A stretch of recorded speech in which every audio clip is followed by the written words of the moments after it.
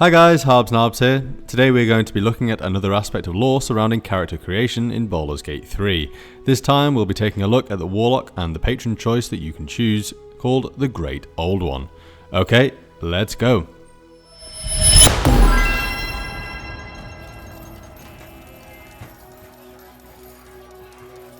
Baldur's Gate 3 describes the Great Old One as follows. Warlocks bound to eldritch beings in the Far Realms work towards inscrutable goals, gaining strange powers over entropy and the mind. In the 5th edition player's handbook, there is a more general description of a Great Old One. Your patron is a mysterious entity whose nature is utterly foreign to the fabric of reality. It might come from the Far Realm, the space beyond reality, or it could be one of the elder gods known only in legends. The player's handbook then goes on to list several examples of these Great Old Ones. Gornadar, called That Which Lurks, Tharizdun, the Chained God, Dendar, the Night Serpent, Zargon, the Returner, and Great Cthulhu, and other unfathomable beings. It should be noted that some of these Great Old Ones don't originate from the Far Realm. However, Baldur's Gate 3 seems to focus on the Great Old Ones being from the Far Realm, and the little description doesn't make it as general as the player's handbook. I suppose that this could change when the game is fully released, but for now we will assume that Larian might be planning on utilising a being from the Far Realm to be your patron if you choose the Great Old One. This would be unsurprising considering the focus on illithids in the game, as well as Wizards of the Coast's latest supplement, Tasha's Cauldron of Everything, which adds plenty of details on how the Far Realm can influence the material plane. Aspects of this supplement also seem directly linked to the plot of Baldur's Gate 3, as we can see here. You were implanted with a Mind Flayer tadpole, but the Ceremorphosis never completed, and now its psionic power is yours. When you use it, your flesh shines with a strange mucus. So let's take a look at the most terrifying and strange Great Old Ones from the Far Realm. Number 1. Father Lymic. We can see in the 3.5 edition supplement Elder Evils that the ancient elves of Myth Drana were driven by an insatiable curiosity as to what was beyond their own world. However, once they discovered the planes, they then yearned to know what even was beyond them. Eventually, these elves built something called the Vast Gate, designed to pierce the boundaries of the planes. However, through the gate, they only found destruction. When Father Lymic came through the gate, he appeared to have an aversion to light, as it paralysed him, but he was still able to send across illusions, one of which was an illusion of a kindly old man. Those fooled by this illusion were immediately corrupted by the Far Realm.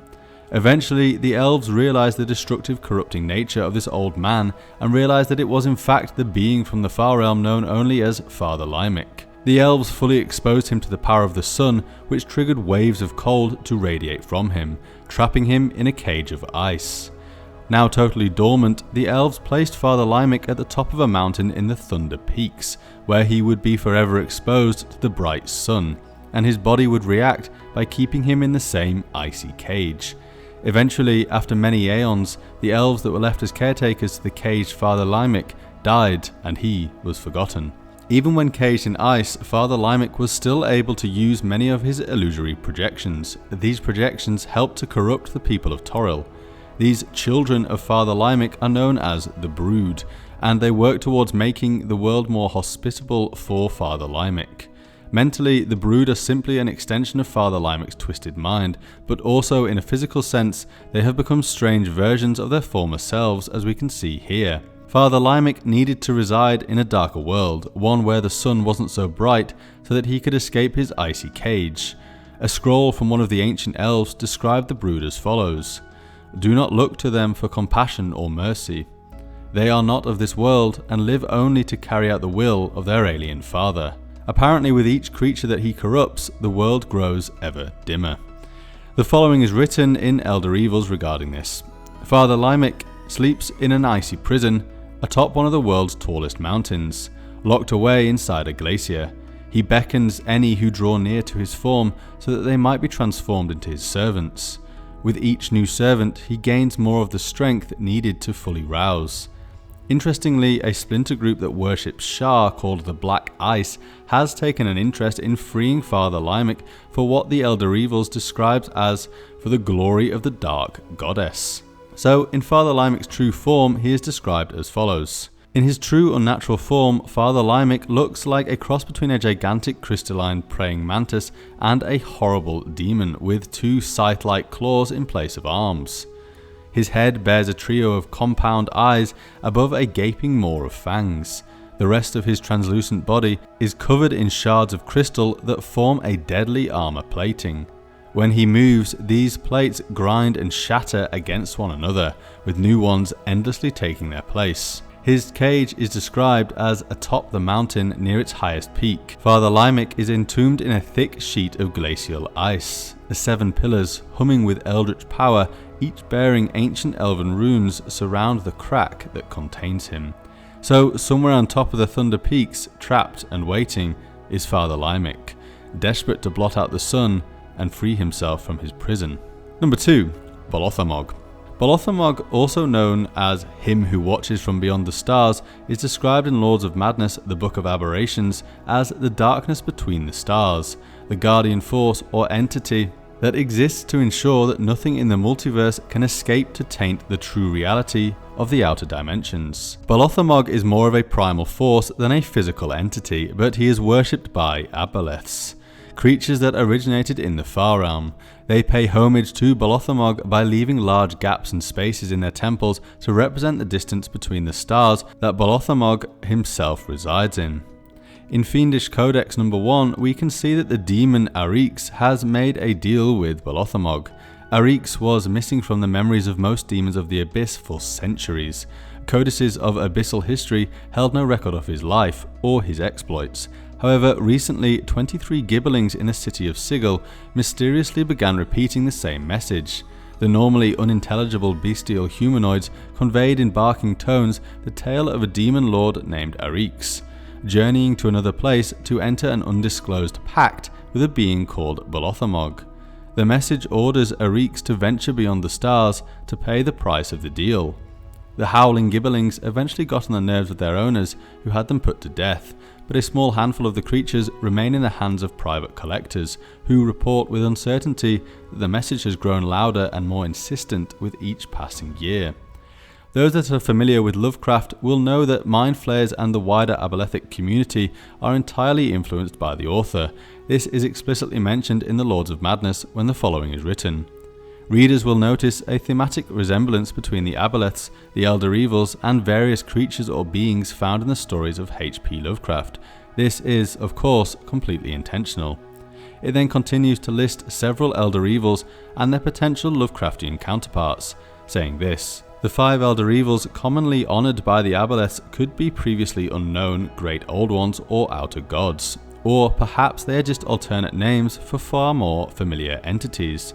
The Lovecraftian entity that is similar to Balothemog is called Yog-Sothoth, a being so great and powerful that he is the progenitor of Cthulhu himself, and in the Dunwich Horror is described as follows: Yog-Sothoth knows the gate, Yog-Sothoth is the gate, Yog-Sothoth is the key and guardian of the gate.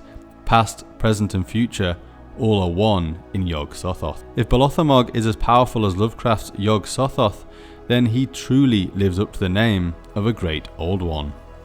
Number 3. Pisathases and the Elder Evil Stars. Pisathases, also known as the Blood Queen, is the source of the aboleth race. To understand the nature of the Blood Queen, the Lords of Madness says the following: to understand the source of the aboleth race, one must first realize that other entities existed long before even the aboleths themselves. Their goals and desires were alien and unknowable to humankind, yet they did exist in the spaces between reality and possibility.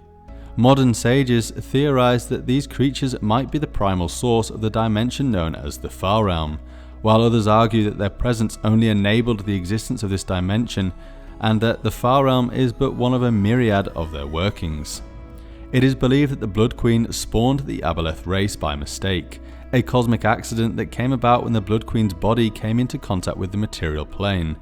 The Blood Queen inadvertently spawned a number of other creations, including the Eldest, who rules over the abolithic sovereignty from the city of Zifu.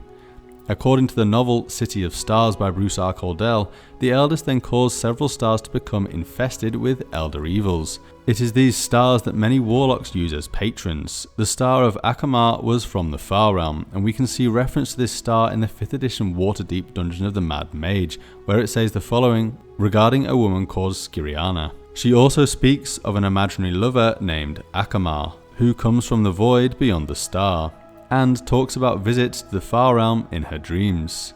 These references to these Far Realm infested stars that have been indirectly spawned by the Blood Queen in 5th edition are important nods to the fact that Wizards of the Coast are potentially interested in expanding upon them. We can see in City of Torment that the warlock Japheth Donard sought out Akamar after losing his pact with the Archfey Nifon. Another example of a star linked to the Far Realm is Kaphon, which is mentioned in the 5th edition supplement Volo's Guide to Monsters, and says the following. Some Neogai use magic, the result of a pact between the Neogai and aberrant entities. They met during their journey from their homeworld. These entities look like stars and embody the essence of evil. They are known by such names as Akamar, Kaphon, Gibbeth, and Hadar. We can see a description of Kaphon in Dragon Magazine number 366. You dreamed of a fitful star of purple fire. You walked in its light to the edge of a slime-lined pit that pulsed and heaved like a living maw, eager to consume. You hurled yourself into the cavity as the purple star flared. You fell into an amoebic sea where you were digested over the course of 1,000 years, or perhaps just one night.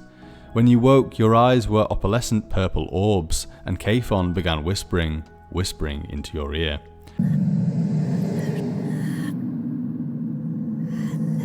Before I mention another star called Gibbeth. It is revealed in the 2nd 4th edition monster manual that Gibbeth would reveal its true form at the end of time, and that as a being of madness it would actually cause reality to become unmade. So why do warlocks seek out these great old ones linked to the Far Realm? What would drive them to seek out such beings of madness, beings that for whatever reason despise the order of reality? Dragon Magazine 366 gives us several reasons why a warlock might make a pact with the Great Old One from the Far Realm.